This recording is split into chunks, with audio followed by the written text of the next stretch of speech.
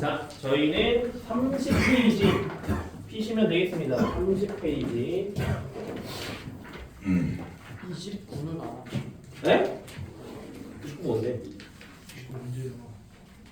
또 얘는 한 칸 밀려 있는데. 아, 아까 밀려있어요? 제가 교재 나중에 제가 다시 드릴게요. 다시 드릴게요. 뭐가 달라? 이거 한 칸 밀려 있는데. 교재 다시 드릴게요. 일단 쉬는 시간. 일단은 저희가 오늘 이야기할 첫 번째 멘틀 대류입니다. 멘틀 대류라고 하는 거는 멘틀 대류설은 아니에요. 우리 판고조론에서 멘틀 대류설이 있었잖아요. 그걸 얘기하고자 하는 게 아니고요. 그 멘틀이 대류하면서 어떤 판의 움직임. 그래서 판이 움직이면서 어떤 작용을 하느냐. 그것에 대해서 이제 조금 더 자세히 이야기를 해보겠다라는 거고요. 다시 한번 이야기를 하지만 우리는 멘틀의 구조, 그 다음에 대류가 어떻게 일어나는지 이야기를 해본다면 일단은 이렇게 대륙지각 다시 한번 이야기하는 겁니다. 그 다음에 해양지각이 있을 때 한 100km까지 그 다음에 한 400km 정도까지를 우리는 기억하면 된다라고 했었습니다. 한 100km까지를 암석권 이거를 우리는 한 글자로 판이라고 했었고요. 저번에 예전에 했던 내용입니다. 그 다음에 100에서 400km까지를 연약권은 부분 용융돼 있기 때문에 일부 녹아 있기 때문에 멘틀 대류가 일어난다. 이런 얘기 했었죠? 그렇죠? 해양지각을 포함한 판, 대륙지각을 포함한 판을 각자 해양판, 대륙판이라고 부른다라는 거 이런 이야기 했었고 그래서 이런 데에서 멘틀 대류가 일어나면 상승하는 부분, 하강하는 부분에서 각자 서로 다른 움직임이 나타난다. 그래서 대륙 분포가 변한다. 됐죠? 그렇죠? 정리를 다시 해보는 겁니다. 그럼 대류는 도대체 왜 일어나냐? 멘틀 대류에서 대류는 왜 일어나냐면 방사성 원소의 붕괴열 때문이야. 그런 것 때문에 지구 내부의 온도가 더 높아서 일어나는 거야 라는 거 이야기했었고 자, 대류라고 하는 건 뭡니까? 대류라고 하는 건 멘틀 대류라고 하는 건 상승하는 부분이 있고 결론적으로 하강하는 부분이 있다라는 뜻이겠네요. 멘틀 대류가 상승하는 부분은 어떤 지역입니까? 상대적으로 온도가 높은 지역. 온도가 높다라는 것은 밀도가 작은 걸 의미해요. 지구과학원에서는 깊게 생각 안 합니다. 다른 물리적인 요인을 따지지 않습니다. 그 다음에 하강한다라는 것은 온도가 낮고 밀도가 큰 지역. 상승하는 부분에서 새로운 지각은 생성되고요. 결론 얘기하는 겁니다. 그 다음에 지각이 소멸돼요. 하강하는 부분에서. 저번 시간에 한 거 아닌가요? 라고 할 수 있는데 여기 또 나왔어. 또 얘기하는 거야. 다시 한번.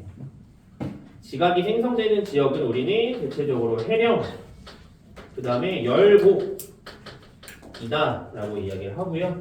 지각이 소멸되는 지역은 해구라고 생각하시면 되겠습니다. 알산형 경계, 수렴형 경계라고 이야기하시면 되겠죠. 됐습니까? 그렇죠?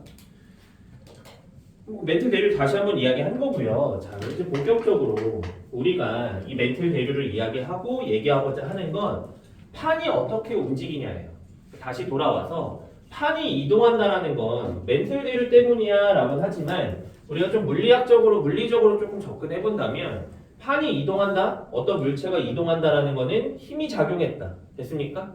그럼 판을 이동시키는 힘이 무엇이 있느냐. 그러니까 판이 이동하는 암석권 판이 이동하는 전체적인 원동력은 멘틀 대류 때문이야 라고 한마디로 할 수는 있지만 그때 작용하는 힘의 종류에 대해서도 이야기를 해보자 라는 거고요.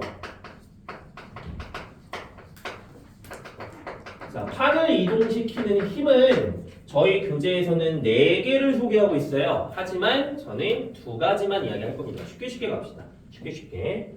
자, 그림을 먼저 그려볼게요. 먼저 이렇게 해구가 있고요. 그 다음에 해령이 있습니다.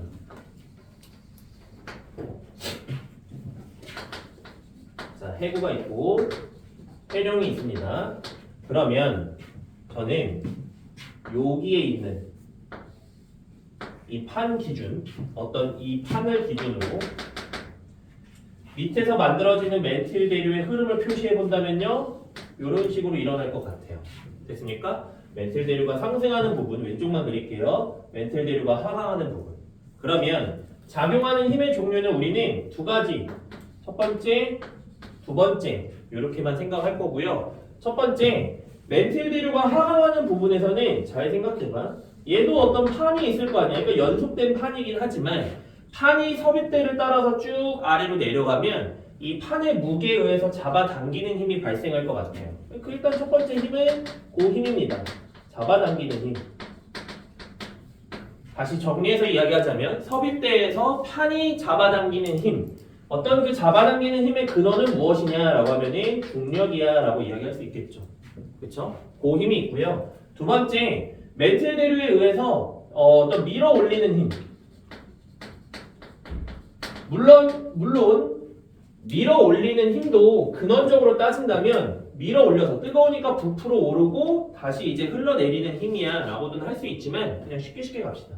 잡아당기는 힘 이해하실 수 있을 거고 직관적으로 밀어 올리는 힘 무슨 말인지 이해하실 수 있을 것 같아요. 됐습니까? 그래서 판을 이동시키는 힘의 종류는 두 가지야 라고 생각해도 돼요. 뭐 교재에서는 미끄러지는 힘, 그 다음에 어떤 멘틸 대류의 마찰에 의해서 끌려가는 힘 이 두 가지도 더 추가적으로 설명하지만 필요 없습니다. 우리는 이 두 가지 기억하시면 되고 중요한 건 영향을 주는 정도. 그러면 두 힘 중에서 누가 판을 이동시키는 데는 누가 더 큰 영향을 주느냐라고 한다면은 잡아당기는 힘이 영향을 주는 정도가 더 크다라고 이해하시면 되겠습니다. 됐습니까? 이거는 뭐 그냥 교육과정에서 이렇게 설명해요. 잡아당기는 힘이 영향을 주는 정도가 더 크다. 자, 그러면 이게 도대체 뭘 얘기하고 싶은 거냐? 이런 거야. 예를 들면 남미 대륙이 있어요. 됐나요? 남미 대륙의 서쪽에 있는 바다 뭐예요? 뭡니까? 대서양. 태평양. 동쪽이 대서양. 됐나요? 됐나요? 대서양과 태평양. 자, 그러면 이 주변에 존재하는 판의 경계가 뭐 있냐면 여기 동태평양 해요. 배웠던 거야. 그 다음에 남미 대륙과 태평양 사이 페루 칠레 해구. 이름 쓰는 거는 일단은 주의 깊게 보지 마시고요. 해령이냐 해구만 봐도 돼. 그 다음에 대서양에는 대서양 중앙해령.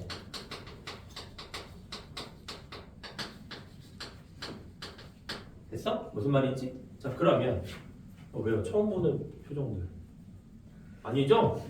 그럼 저딴 걸 언제 알려줬어? 이러지 마.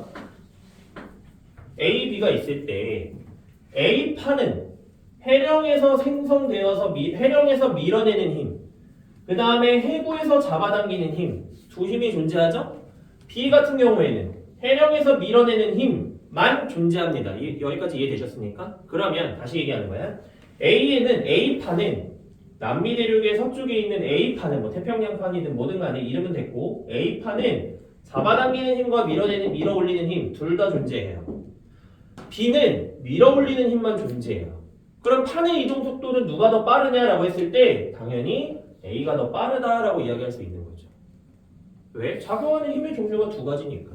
더 나아가서 영향을 주는 정도도 잡아당기는 힘이 어떤 판의 이동 속도에 영향을 주는 정도가 더 큰데 그것이 작용하고 그것이 작용하지 않습니다. 상황 이해되셨나요? 그러면 얘를 단면으로 한 번 더 그려보면요. 이런 형태예요. 자, 해령이 있고요. 이렇게. 그러니까 우리가 혹시나 오해하시면 안 되는 게 뭐가 있냐면 해안선이 판의 경계가 아니야. 해안선과 판의 경계는 전혀 다른 거예요. 해안선은 뭐야? 그냥 대륙과 바다가 만나는 선이야. 판의 경계는 뭐야? 판과 판의 경계인 거야. 되셨나요? 그쵸? 자, 그럼 다시 얘 여기 뭐예요? 여기 해령. 그 다음에 여기 뭐야? 여기 해구. 그 다음에 여기 해령. 제가 위에서 표시했던 A판, B판. 그치? 밀어내는 힘, 잡아당기는 힘. B에서는 밀어내는 힘만 존재. 됐습니까? 그래서 판의 이동 속도가 위에서 얘기했던 거 또 얘기한 겁니다. A가 더 빠르다. 라고 보시면 되고요. 그것은 비단 남미 대륙 주변을 설명하기 쉬우니까 제가 예시를 든 건데 그것뿐만이 아니라 어떤 판의 경계에서 해구가 차지하는 해구라고 하는 거는 서비평 경계죠, 그렇죠? 해구가 차지하는 비율이 많으면 많을수록 대체적으로 판의 이동 속도가 빠른 경향을 띱니다. 되셨나요? 다시 어떤 판이 있는데 판의 주변에 해구가 적어 그럼 판의 이동 속도가 느려. 대체적으로 판의 해구가 많아 그럼 이동 속도가 빠른 거예요. 됐나요? 그렇게 오늘 집중을 못 하시는 분들이 이렇게 이거 좀 있는 것 같은데 아니죠? 자, 그래서 여기까지 저희 교재를 보면은 31쪽에까지 내용이 이제 나와 있는 거죠. 섭입대에서 뭐 그림 나와 있는 거 볼 수 있을 것 같습니다. 다음에 플룸 구조 31쪽에 2번에 플룸 구조로 이제 이야기를 할 거고요. 플룸 구조로는 뭐냐면 일단 기본적으로 우리가 여기까지는 뭔가 익숙한 내용들이에요. 그러니까 새로운 내용도 배우긴 배웠지만 사실상 어떤 판의 경계와 관련된 이야기이기 때문에 좀 익숙한 내용들. 다시 돌아와서 뭘 얘기하고 싶은 거냐면 현재 우리가 지구에서 일어나는 지각 변동을 설명하는 건 일반적으로는 그러니까 설명하는 이론은 두 가지예요. 첫 번째 판 구조론, 두 번째 이제 이야기할 플룸 구조론. 무슨 뜻이냐면 우리가 판 구조론으로는 판의 경계에서 일어나는 지각 변동은 아주 명확하게 설명할 수가 있어요. 예를 들면 일본은 대표적인 판의 경계, 그치? 그런 지점에서 어떤 지진과 화산 활동이 왜 활발하니? 판의 경계니까 활발해라고 하면 더 이상 얘기할 게 없어. 명확하게 설명할 수 있습니다. 그런데 지구에서 일어나는 그런 모든 지진, 모든 화산 활동이 전부 다 판의 경계에서 일어나느냐? 그건 아니에요. 대표적으로 어떤 게 있냐면 저기 태평양 중앙에 하와이 제도가 있습니다. 하와이 제도 같은 경우에는 화산 활동이 매우 활발하거든요. 그럼 걔는 판의 중앙에 있어. 근데 화산 활동이 엄청 활발해. 그럼 그건 판 구조론으로 설명할 수가 없는 거예요. 왜 판의 경계가 아니니까. 이해되셨나요? 하와이 제도는 제 기억이 맞으면 작년에도 그쵸? 화산 폭발이 일어났었던 것 같은데 하여간 그런 어떤 판의 내부, 판의 중앙에서 일어나는 화산 활동을 설명하기 위한 이론이 플룸 구조론입니다. 그러면은 아직 플룸 구조론은 배우진 않았지만 판 구조론이 맞아, 플룸 구조론이 맞아, 그럼 둘 다 맞는 거예요. 둘 다로 혼합해서 설명합니다. 되셨죠? 그쵸? 자, 그럼 도대체 플룸이라고 하는 건 뭐냐? 플룸이라고 하는 건 우리 잘 생각해 봅시다. 멘틀이 있을 때 멘틀의 어떤 전체적으로 대류가 일어날 거예요. 그럼 멘틀은 고체야, 액체야? 고체입니다. 되셨나요? 하지만 유동성 고체이기 때문에 매우 천천히 흐를 수 있을 거예요. 그럼 어떤 그런 멘틀, 뭐 뜨거운 애들은 상승하고 차가운 애들은 하강하는 그런 왜 굉장히 느린 흐름의 물질, 에너지 등등이 이동을 할 거고요. 발생할 거고요. 그것들을 우리는 플룸이라고 부릅니다. 멘틀에서 일어나는 어떤 전체적인 큰 틀에서 일어나는 느린 흐름의 물질, 에너지 순환. 그게 플룸이다. 됐습니까? 그래서 플룸은 두 가지로 분류합니다. 플룸이라고 하는 건. 첫 번째, 뜨거운 플룸. 이름도 어렵지 않아요. 두 번째, 차가운 플룸. 이름 듣자마자 생각할 수 있을 것 같아. 뜨거운 플룸은 당연히 온도가 어떻겠어요? 높은 애야. 그럼 온도가 높으면 밀도가 어때? 작은 애야. 그럼 밀도가 작으면 뭐해? 상승하겠지. 그치? 그래서 뜨거운 플룸을 우리는 다른 말로는 상승류라고도 부릅니다. 되셨나요? 그죠? 반대로 차가운 플룸은 온도가 낮아. 밀도는 커. 그니까 하강할 거고요. 이런 걸 하강류라고 부릅니다. 끝은 아니고 그 다음에 우리가 얘기해봐야 되는 건 뜨거운 플룸 같은 경우에는 우리는 보통 이제 이런 것도 천천히 얘기해봅시다. 판은 우리 눈에 판의 경계 같은 것들이 보이지만 플룸이라고 하는 거는 도대체 지구 내부에 있는데 어떻게 아느냐. 전체적인 흐름이고요. 이거 먼저 말씀드릴게요. 자, 지구를 이렇게 잘랐을 때 여기는 핵, 그 다음에 멘틀이 있잖아요. 그쵸? 그러면 절반 나눠서 판 구조론으로 설명하는 멘틀 대류, 그 다음에 플론 구조론으로 설명하는 멘틀 대류가 있을 때 판 구조론은 대체적으로 이렇게 연약권에서 멘틀 대류가 일어나라고 설명을 하고요. 연약권에서 멘틀 대류 일어나라고 설명하고 플론 구조론은 전체적인 흐름을 설명해요. 되셨습니까? 멘틀 대류의 모습으로도 이게 판 구조론을 얘기하는지 플론 구조론 얘기하는 건지 알 수 있어야 되는데 제가 말하고자 했던 건 뭐냐면 이 지구 내부를 어떻게 아냐 이거야. 우리 눈에 보이지도 않는데 그런 건 우리가 일반적으로 지진파라고 하는 걸 통해서 분석을 합니다. 됐나요? 예를 들면 녹화하고 있어서 이런 얘기 하는 게 좀 그렇지만 예를 들면 저 같은 경우에는 담낭이 뭔지 아세요? 쓸개 뭔지 아세요? 저 쓸개에 돌이 있대요. 심각한 병 아니에요. 당신들도 나이 먹으면 이렇게 돼요. 담낭 뭐 하여간 쓸개에 돌이 있대. 근데 다른 사람들보다 조금 더 크대. 그게 원래 다 있대. 나이 먹으면. 당신들도 지금은 100년, 1000년, 만년 잘 살 것 같지만 그렇게 나이 먹다 보면 고장 나요. 점점점. 하여간 이제 그게 있대. 그럼 내가 그거 있는 게 어떻게 알겠어? 그 의사가. 파봤겠어요? 아니잖아요. 뭐 그때 뭐 MRI인가 뭐 CT인가 그런 거 찍었을 거 아니야. 엑스레이는 이제 보통 뼈를 보니까 뭐 MRI나 뭐 CT나 그런 거 찍었을 거 아니야. 그런 것처럼 지구 내부를 볼 때에도 지진파라고 하는 걸 이제 분석을 하는데 결론 지진파의 속도가 물론 여기서 얘기하는 지진파는 피파입니다. 하여간 지진파의 속도가 뜨거운 플룸은 느려요. 지진파의 전달 속도가. 그 다음에 얘는 지진파의 전달 속도가 빠릅니다. 그걸 통해서 뜨거운 플룸이 있는지 차가운 플룸이 있는지를 알 수 있습니다.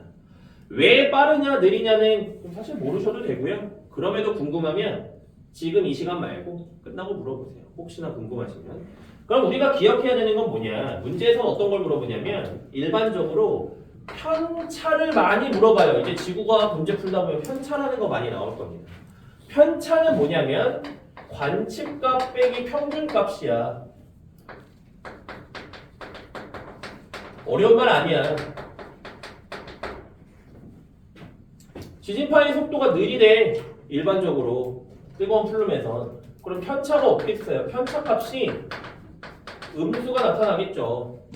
평균보다 작으니까. 됐어?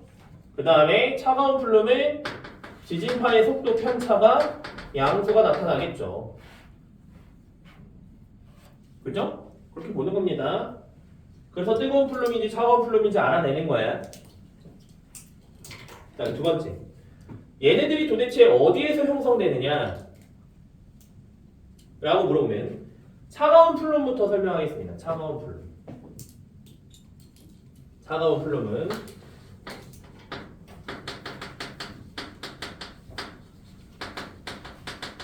섭입대 부분에서 형성돼요. 생성돼요. 섭입대 부분에서 생성된다. 뭔 소리냐면 자 이렇게 있으면 이렇게 있습니다. 보셨나요? 자, 섭입대가 이렇게 있겠죠. 섭입대로 쭉 섭입한 판, 뭐 해양판이든 뭐든 간에 이렇게 쭉 섭입을 해요. 그런데 대륙지각이 밑에 이렇게 대륙지각이 있으면 뭘 얘기하고 싶은 거냐면 판이 섭입했어. 하지만 밑에 텅 비어있나요? 멘틀이 가득 차 있죠. 멘틀을 뚫고 그럼 멘틀하고 섭입하는 판 중에 밀도 누가 더 커? 멘틀이 더 크겠지. 그러니까 아래에 있는 거잖아. 이미 아래에 있었던 거야. 근데 꾸역꾸역 내려온 거야. 밀도 작은 애가. 그럼 그 녀석이 밀도 큰 멘틀을 잘 뚫고 내려갈 수가 없으니까 이 녀석은 내려가지 못하고요. 요렇게 대륙지각의 하부에 철석 달라붙어서 점점 쌓여요. 됐습니까? 점점 덕지덕지 막 뭐가 막 내려가지 못하고 마치 제 이 쓸개에 있는 돌멩이처럼 막 계속 쌓이는 거야. 그 뭐 쓸개집이 빠져나가지 못하는 것처럼 막 쌓여. 그러다가 너무너무 많이 쌓여서 더 이상 붙어 있을 수 없게 무거워지면 어떻게 되겠어요? 아래로 툭 하고 떨어지는 거예요. 빠른 속도는 아니고 굉장히 느리게 점점 아래쪽으로 이동하기 시작합니다. 그게 뭐야? 그게 차가운 플룸이야. 됐습니까? 그러니까 다시 차가운 플룸은 섭입대 부근 대륙 지각의 하부에서 쌓인 해양판이 점점 쌓이면서 무거워지다가 더 이상 무게를 견디지 못하고 떨어지면서 생성된다. 하강하면서 생성된다. 라고 보면 되겠죠. 되셨죠? 그렇죠? 자, 그럼 이 녀석이 떨어지면 뭐 영원히 떨어지냐? 아니겠죠. 떨어지다가 외핵에 툭 닿아요. 외핵에 이제 충격을 줍니다. 그러면 외핵 주변에 아래로 내려갈수록 뜨겁잖아. 외핵 주변에서 뭔가 만들어지고 있던 뜨거운 플룸이 차가운 플룸에 의해서 충격을 받고 상승하기 시작해요. 됐습니까? 그럼 그게 뜨거운 플룸인 거예요. 다시요. 차가운 플룸이 외핵에 충격을 줍니다. 그럼 외핵과 멘틀 사이에서 외핵과 멘틀은 물질의 어떤 밀도 차이가 굉장히 크거든요. 물질의 성분이 완전히 달라서 철질이고 돌멩이질이고. 그래서 그것들이 어떤 충격을 주면 여기에 쌓여져 있던 뜨거운 플룸이 상승하기 시작한다. 그러니까 뜨거운 플룸은 어디서 만들어지는 거야? 외핵과 멘틀 사이다. 자, 요거 낚이지 마세요. 외핵과 내핵 사이 아닙니다. 외핵과 멘틀 사이다. 됐습니까? 그게 뜨거운 플룸. 특이할 게 없어요.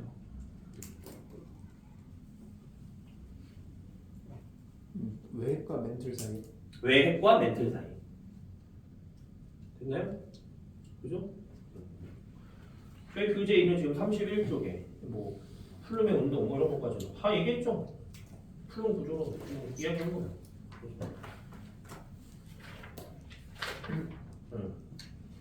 자, 그러면 요런 거도 하나 그립시다. 자, 지구고요. 지금 제가 그리는 지구는 절반을 딱 자른 거예요. 지구의 단면입니다. 근데 이 지구의 단면을 어디에 기준이냐면 적도 기준이야. 적도를 기준으로 자르고 그 안에를 보고 있는 거라고 생각하시면 돼요. 상황 이해되셨나요? 그렇죠? 자, 그럼 우리가 적도를 잘랐을 때 나타낼 수 있는 대륙이 크게 3개 정도예요. 이렇게 3개라고 생각하시면 되고, 자, 얘를 우리는 아시아라고 합시다. 그럼 아시아 동쪽에 여기쯤이 우리나라인 거야. 되셨나요? 그럼 여기 바다 이런 거야. 태평양이죠? 아시아 태평양 건너서 있는 대륙이 뭐야? 아메리카 대륙이겠죠? 아메리카 동쪽에 있는 바다 이름 뭐야? 대서양이야? 그치? 그럼 여기가 아프리카가 되겠죠. 유럽은 너무 좁매나니까 이렇게 표현할 수 있는 겁니다. 저 지금 뭘 표현할 거냐면요. 차가운 플룸, 뜨거운 플룸이 대표적으로 존재하는 지역을 표현할 건데, 차가운 플룸, 우리나라 주변에 일본에서 이렇게 차가운 플룸 형성될 수 있겠네요. 됐습니까? 그쵸? 일본 해구에서. 그 다음에 여기서도 형성돼. 배운 거 없어. 그냥 받아들여. 그냥 받아들이세요.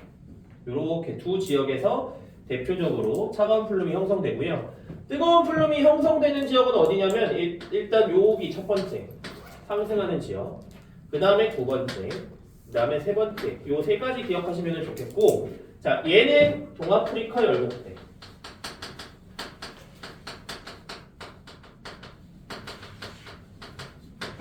그 다음에 대서양 중앙해역.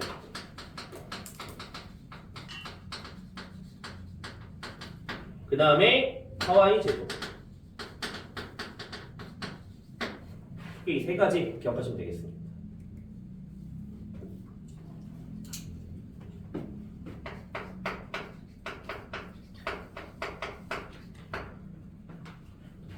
그럼 또 오해하시겠다.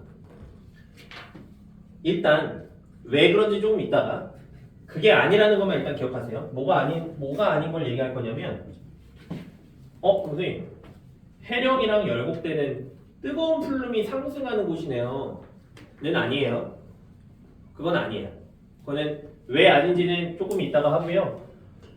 다시, 해구에서 차가운 플룸이 형성돼? 맞아. 대표적인 해구들에서 차가운 플룸들이 형성될 수 있어요. 그런데 해령이나 열곡대가 뜨거운 플룸은 아니야.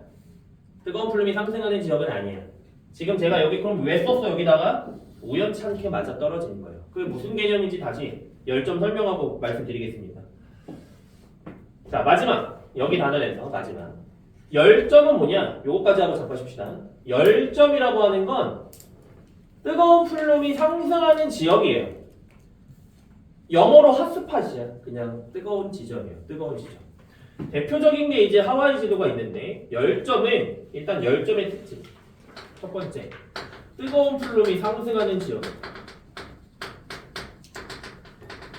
두 번째, 판의 운동에 영향을 받지 않습니다. 자, 이게 뭔 소리냐면 이런 겁니다. 예를 들어서 판이 이렇게 있어요. 판이 있어. 뜨거운 플룸이 상승하는 지역이야. 즉 여기는 이제 열점이에요. 그럼 열점에서 화산섬이 만들어질 수 있겠죠? 됐습니까? 됐나요? 자, 그러면 이때 판이 동쪽 방향으로, 오른쪽 방향으로 이동한다면 열점에서 만들어진 화산섬은 이동할 거고요. 또 이동할 거예요. 그리고 열점에선 계속 화산섬이 만들어지는 거고 판의 이동에 이 열점, 뜨거운 플룸이 상승하는 지역은 영향을 받지 않습니다. 그 얘기는 무슨 뜻이냐면 자, 예를 들어서 화산섬 ABC가 있다고 가정했을 때 ABC라고 이름을 붙였을 때 이것들의 어떤 연령, 화산섬의 연령은 어떻게 됩니까? 라고 물어보면 C가 제일 많고 그 다음 B, 그 다음 A가 되는 거죠. 이해되셨나요? 판의 이동에 영향을 받지 않는다 라고 보시면 되겠다. 열점의 대표적인 예시가 뭐가 있다고 그랬어요? 하와이 제도가 있다고 그랬어요. 하와이 제도 뿐만이 아니라 이번엔 위에서 본 모습을 그려볼게요. 자, 요렇게 섬들이 막 늘어져 있어요. 요렇게 섬들이 늘어져 있어요. 방위각을 이렇게 표시하면 동서남북 알아챌 수 있죠? 됐어? 안 보여? 여기 가려져. 그러니까 다시 이거 딴 데 그려? 아, 괜찮아요. 그래. 이렇게 됐어요? 자, 그러면 지점들을 집어봅시다. 예를 들어서 P, Q점, R점이 있는데 R점이 현재 10점이라고 칩시다. R 지점이 됐나요? 10점이라고 할게요. 자, 그러면 얘도 마찬가지예요. 화산섬의 어떤 생성 순서 P, Q, R 맞습니까? 되셨죠? 그쵸? 자, 그러면 이때 요렇게 판이 이동했고 요렇게 판이 이동했네요?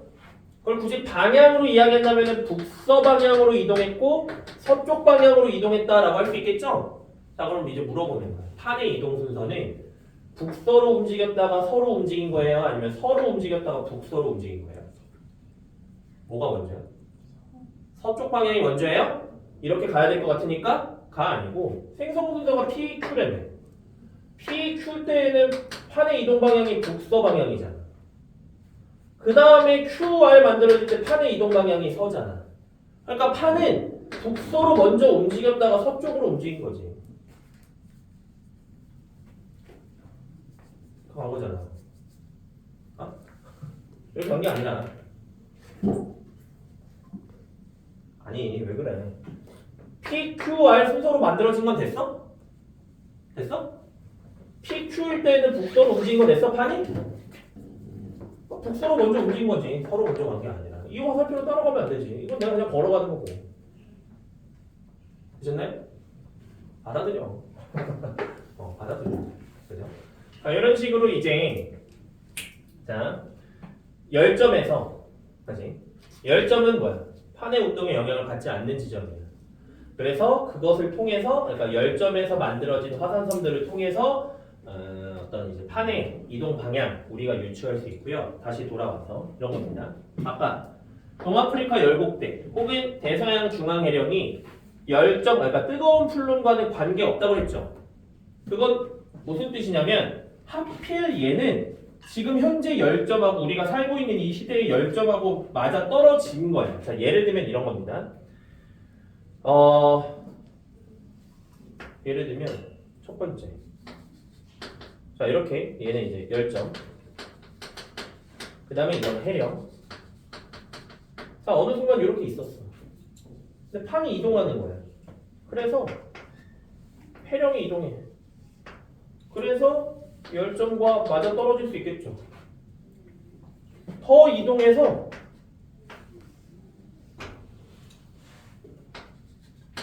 지나갈 수 있겠죠. 됐습니까? 그러면 동아프리카 열곡대하고 대서양 중앙해령은 하필 뭐야? 이때인 거야. 해령하고 열점이 맞아 떨어지는 거야. 해령인 곳을 무조건 열점이야라고 해석하는 건 곤란하다라는 뜻인 거예요. 오케이? 오케이? 그 다음에 두 번째. 다시 한번. 열점은 판의 경계와 관련이 있어요, 없어요? 없는 겁니다. 없는 거야. 그러면 뭔 얘기하고 싶은 거냐면 지금 이렇게 섬들이 늘어져 있잖아요. 판의 경계에서 이렇게 섬들 늘어진 거 뭐 혹시 기억나세요? 호상열도. 좋습니다. 호상열도. 그러면 예를 들어서 우리가 이제 위에서 봤을 때 자, 호상열도는 어떤 섬들이 막 화산섬들이 막 이렇게 있어. 그럼 이 화산섬과 나란하게 판의 경계가 형성되어 있겠죠? 됐어? 그런데 만약에 10점이면 10점에서 화산섬들이 막 늘어져 있어. 판의 경계 있어 없어? 없는 거죠. 모르는 거지. 그냥 여기가 단지 10점인 거야.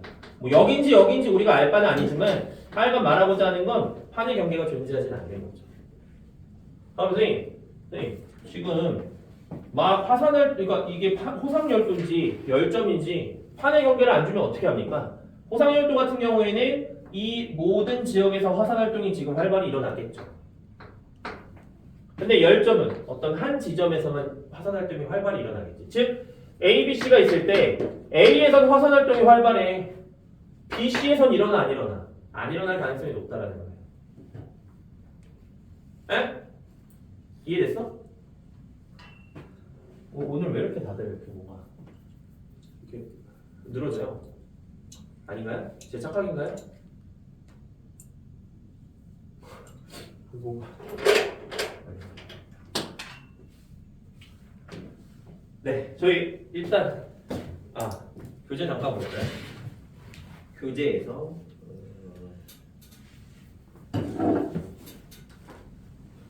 32쪽, 그러니까 10점 나와 있는 부분 보면요. 자, 플룸 상승류가 지표면과 만나는 지점 아래 마그마가 생성되는 곳이다. 그래서 어떤 판의 내부에서 화산이나 지진 활동이 있는 지역으로 판의 경계와 무관하다라는 거 기억하시면 되겠고, 10점의 위치는 고정되어 있다. 그러니까 판의 이동에 영향을 받지 않는다라는 거 기억하시고, 뭐 10점에서 생성된 화산섬의 이동 방향이 판의 이동 방향과 같다라는 거. 당연한 얘기들인 거죠. 그렇죠? 기억하시면 되겠습니다. 됐어요? 잠깐 현장 시죠